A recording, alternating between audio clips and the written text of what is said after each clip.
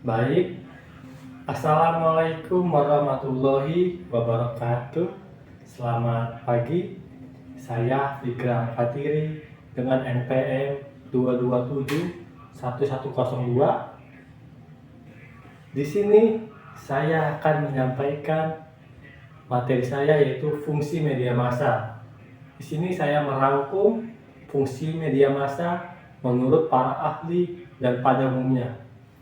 Menurut para ahli itu, ada menurut Laswell, dia menyatakan bahwa media massa memiliki 3 fungsi utama, yaitu survei, korelasi, dan transmisi dari generasi ke generasi. Survei ini mencakup penyajian informasi tentang peristiwa dunia, sedangkan korelasi melibatkan interpretasi dan analisis, sementara transmisi itu berkaitan dengan fungsi pendidikan dan sosialisasi.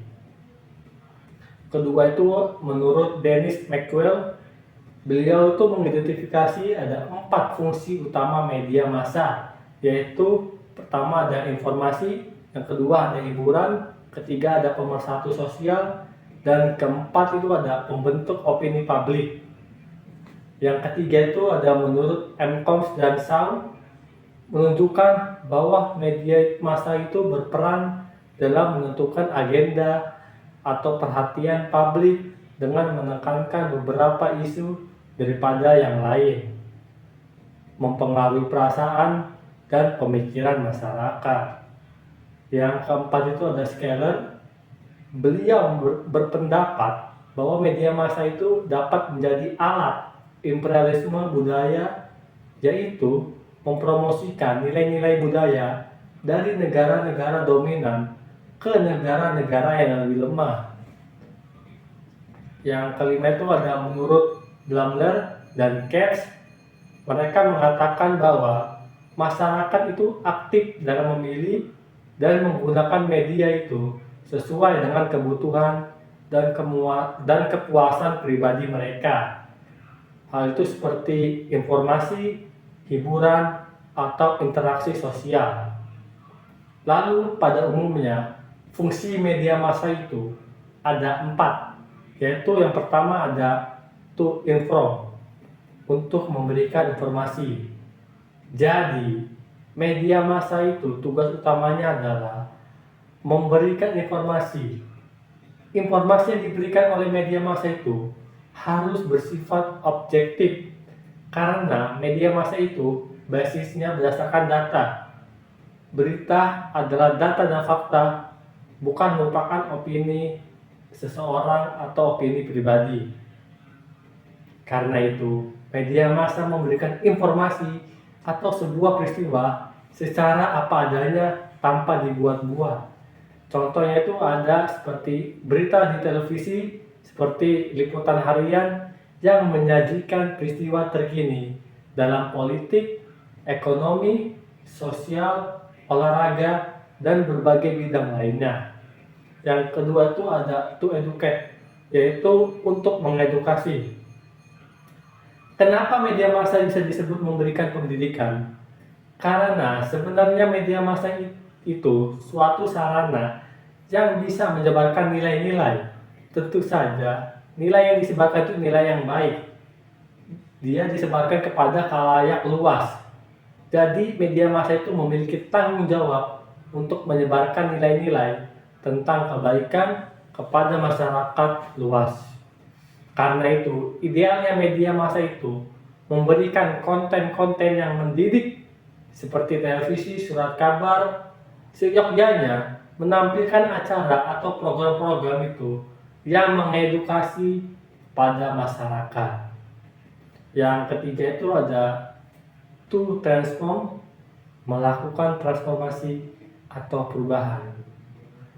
Media merupakan suatu lembaga yang bisa mendorong perubahan terjadi.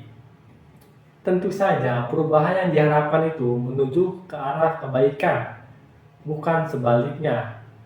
Meskipun arti dari perubahan itu tidak selalu ke arah yang baik atau positif, tapi tentu saja kita berekspektasi ketika mendengar kata perubahan itu, pasti mengharapkan perubahan ke arah yang lebih baik.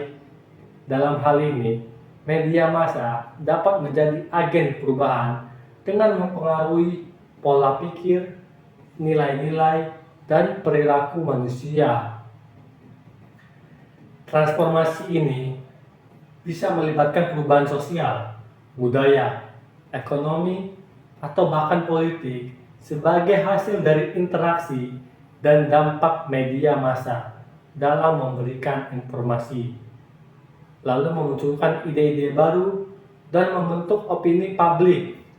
Contohnya tuh sekarang tuh kayak ada kampanye sosial media itu dapat memicu perubahan sikap dan perilaku dengan menggalang dukungan, penyuluhan kesehatan, kampanye lingkungan, atau kampanye tentang hak asasi manusia yang ada di Palestina misalnya.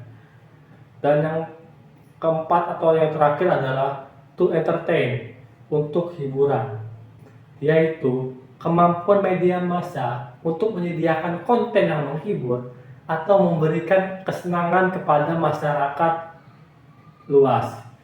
Fungsi hiburan media massa ini mencakup penyajian berbagai bentuk konten yang dapat menghibur, seperti ada film lawak misalnya, ada musik, ada program televisi, dan lainnya. Tujuan utamanya adalah memberikan pengalaman positif dan menyenangkan kepada audiens atau khalayak luas dan menciptakan hiburan sebagai bagian integral dari pengalaman konsumsi media. Contohnya itu ada acara televisi reality seperti acara pencari bakat, kompetisi, atau dokumenter kehidupan sehari-hari yang memberi hiburan kepada penonton. Sekian presentasi dari saya. Jika ada salah dalam kata-kata dan penyampaian informasi dari saya mohon maaf. Saya akhiri. Wabillahi taufik wal hidayah. Wassalamualaikum warahmatullahi wabarakatuh. Baik.